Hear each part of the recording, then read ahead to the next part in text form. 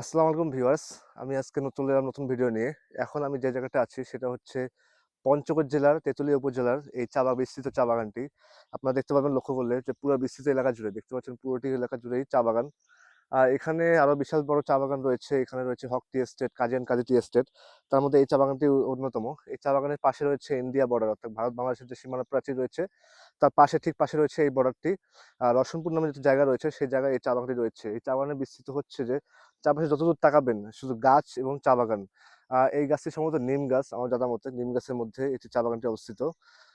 তো সব মিলে দারুণ একটি আবহাওয়া এবং ছবি তোলার জন্য অসাধারণ আবহাওয়া এটি।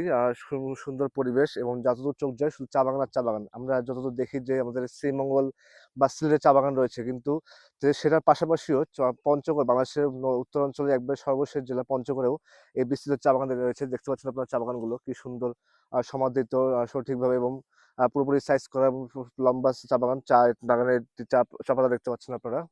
তো সব মিলিয়ে দারুণ একটি আবহাওয়া এবং এই আবহাওয়ায় এসেছি ছবি তুলতে। সেজন্য সবাইকে ধন্যবাদ আপনার ভিডিও দেখার জন্য। আসসালামু আলাইকুম।